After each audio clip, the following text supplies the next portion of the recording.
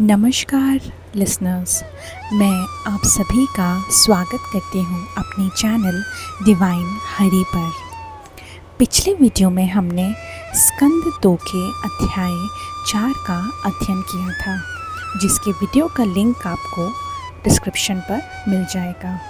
अगर आप हमारे चैनल पर नए हैं तो हमारे चैनल को सब्सक्राइब करें और जुड़े इस श्रीमद् भगवत महापुराण की आध्यात्मिक यात्रा से।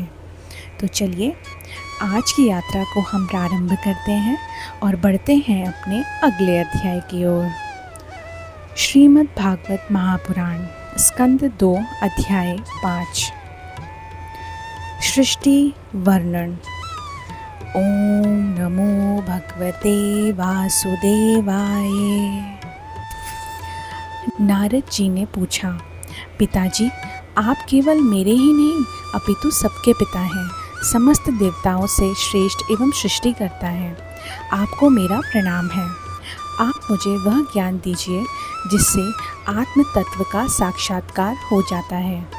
पिताजी इस संसार का क्या लक्षण है, इसका आधार क्या है, इसका निर्माण किसने किया है, इसका प्रलय किसमें होता है, ये किसके अधीन है और वास्तव में ये है क्या वस्तु। आप इसका मुझे तत्व बतलाइए। आप तो ये सब कुछ जानते ही होंगे, क्योंकि जो कुछ हुआ है, हो रहा है या होगा, उसके स्वामी आप ही तो हैं। यह सारा संसार हथेली पर रखे हुए आंवले के समान आपकी ज्ञान दृष्टि के अंतर्गत ही आता है। पिताजी आपको ये ज्ञान कहाँ से मिला? आप किसके आधार पर ठहरे हुए हैं? आपका स्वामी कौन है और आपका स्वरूप क्या है? आप अकेले ही अपनी माया से पंचभूतों के द्वारा प्राणियों की सृष्टि कर लेते हैं। कितना अद्भुत है।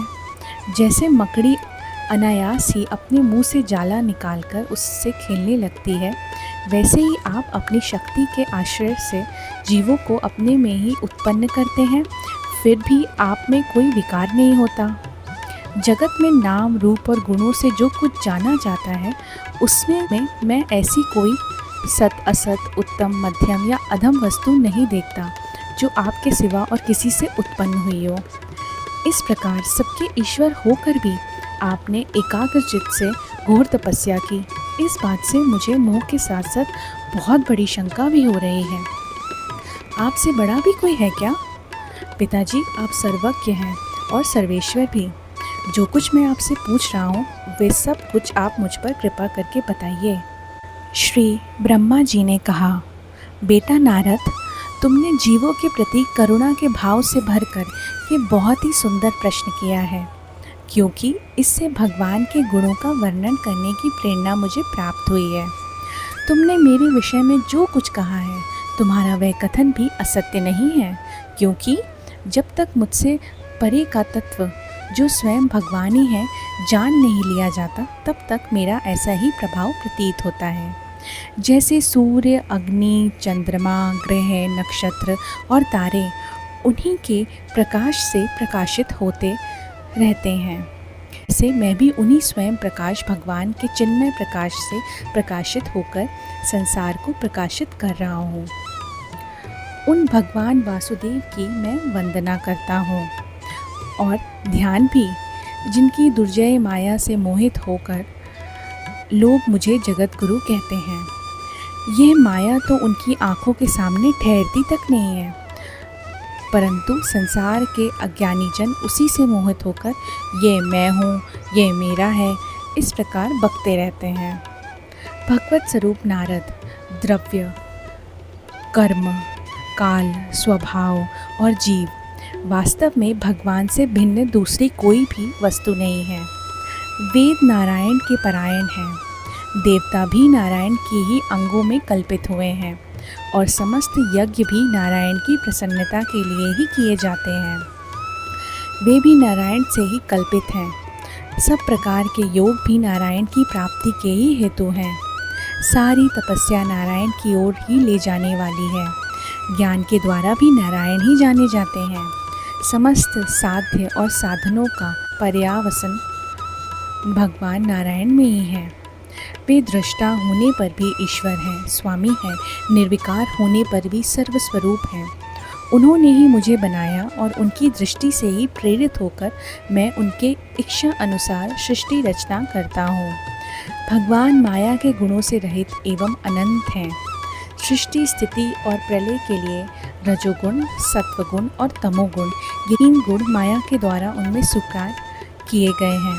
यही तीनों गुण द्रव्य, ज्ञान और क्रिया का आश्रय लेकर मायातीत नित्य मुक्त पुरुष को ही माया में स्थित होने पर कार्य, कारण और कर्तापन के अभिमान से बांध लेते हैं। नारद, मायापति भगवान ने एक से बहुत होने की इच्छा होने पर अपनी माया से अपने स्वरूप में स्वयं प्राप्त काल, कर्म और स्वभाव को स्वीकार कर लिया। भगवान की शक्ति से ही काल ने तीनों गुणों में शोभ उत्पन्न कर दिया, स्वभाव ने उन्हें रूपांतरित कर दिया और कर्म ने महत्व को जन्म दिया।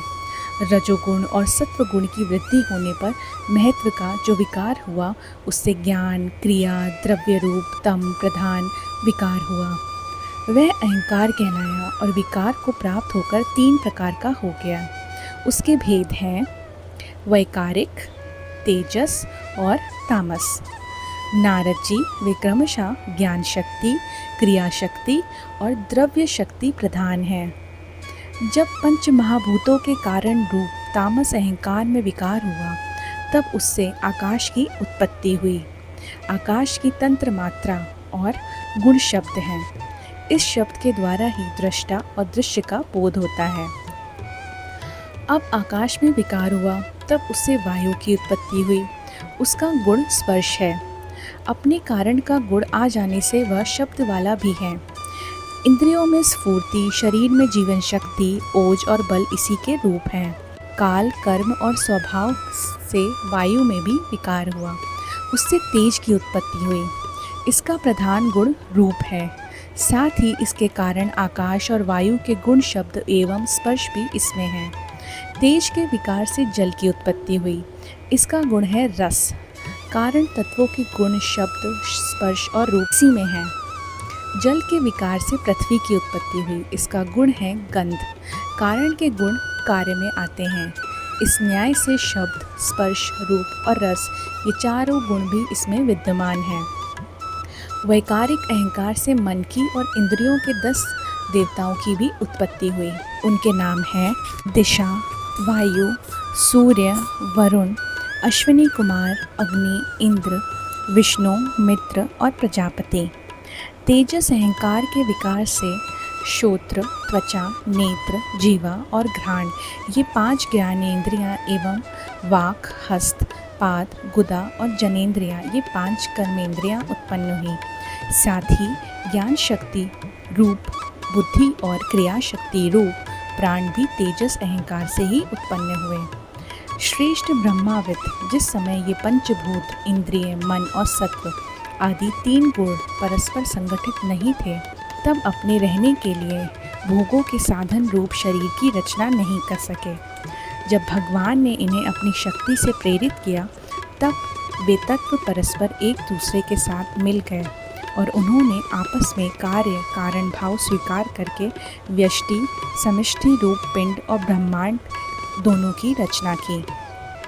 यह ब्रह्मांड रूप 1 सहस्त्र वर्ष तक निर्जीव रूप से जल में पड़ा रहा। फिर काल, कर्म और स्वभाव को स्वीकार करने वाले भगवान ने उसे जीवित कर दिया। उस अंडे को फोड़कर उसमें से वही विराट पुरुष निकला, जिसकी जंघा, चरण, भुजाएं, नेत्र, मुख और सिर सहस्त्रों की संख्या में हैं। विद्वान पुरुष उसी के अंगों में समस्त लोक और उनमें रहने वाली वस्तुओं की कल्पना करते हैं। उसकी कमर से नीचे के अंग में 7 पाताल की और उसके पेड़ों से ऊपर के अंगों में 7 स्वर्ग की कल्पना की जाती है। ब्राह्मण इस विराट पुरुष का मुख है। भुजाएं क्षत्रिय, जांघों से वैश्य और पैरों से शूद्र उत्पन्न हुए हैं। पैरों से लेकर कटी पर्यंत 7 पाताल तथा भूलोक की कल्पना की गई है। नाभि में भूलोक, हृदय में स्वर्गलोक और परमात्मा के वृक्ष स्थल में महरलोक की कल्पना की गई है। उसके गले में जनलोक, दोनों स्तनों में तपोलोक और मस्तक में ब्रह्मा का नित्य निवास स्थान सत्यलोक है।